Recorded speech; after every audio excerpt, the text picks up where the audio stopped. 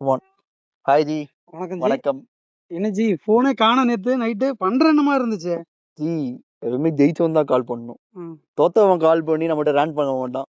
ஜெயிச்சவன் கால் பண்ணி பேசியிருக்கணும். நீங்க பேசின வீராவசனத்துக்கு ரிசல்ட் என்ன மாதிரி இருந்தாலும் நீங்க திரும்ப கால் பண்ணி நீங்களே பேசியிருப்பீங்க, நான் எதிர்பார்த்தேன். பார்த்தா நீங்க கொஞ்சம் பயந்துட்டீங்க போல இருக்கு. பயப்படாதீங்க, அடிக்கலாம் மாட்டேன் ஜி. நான் நினைச்சேன் சரி ஒரு 200 டார்கெட் வந்துச்சு, ஒரு 19 ஓவர் அடிக்கலாம், 18 ஓவர் அடிக்கலாம் அப்படின்னு நினைச்சேன். பட் இது 16 ஓவர்ல அடிப்பாங்க எதிர்பார்க்குது. நமக்கு என்னன்னு தெரியல, நேற்று எல்லாருமே செம இன்டென்ட்டோட வந்தானுங்க.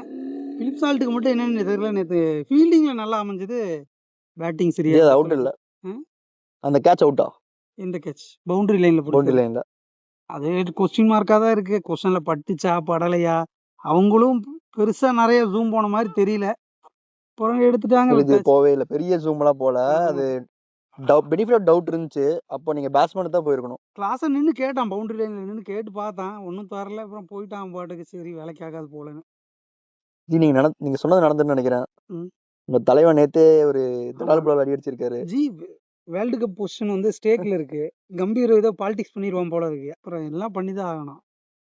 நான் அடிச்ச மாதிரி தெரியல, சும்மா அப்படியே வந்தாப்புல, அப்புறம் அப்படியே போயிடுச்சு.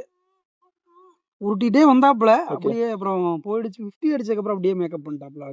எனக்கு இந்த மலிங்க பால் ஒரு ஷாட் அடிச்சாரு ஸ்ட்ரைட்ல. ஆமா ஆமா, சூப்பர் ஷாட், சூப்பர் ஷாட் அடிச்சாரு. அடிச்சுட்டு அதுக்கு நான் ரியாக்ஷன் பாத்தீங்களா? சிம்பிளா அப்படியே அங்க போயிட்டு நடந்து வந்து, அது நல்லா இருந்துச்சு. அதான் ஜி, இவ்வளோ பண்ணியாச்சு கிரிக்கெட்ல. இதுக்கு மேல அவனும் ஓரளவுக்கு நிறையவே பண்ணிட்டான். டெண்டுல்கர் ரெக்கார்ட்ஸ் மட்டும்தான் பிரேக் பண்ணாம இருக்கு.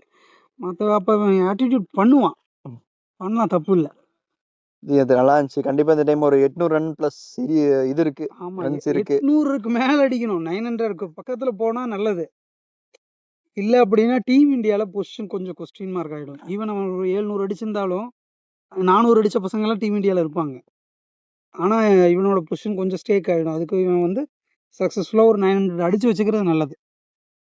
சரி ஜி, முதல் மேட்ச் ஜெயிச்சிருக்கீங்க, வாழ்த்துக்கள். ஐபிஎல் வந்து ஜெயிச்சு ஆரம்பிச்சிருக்கீங்க.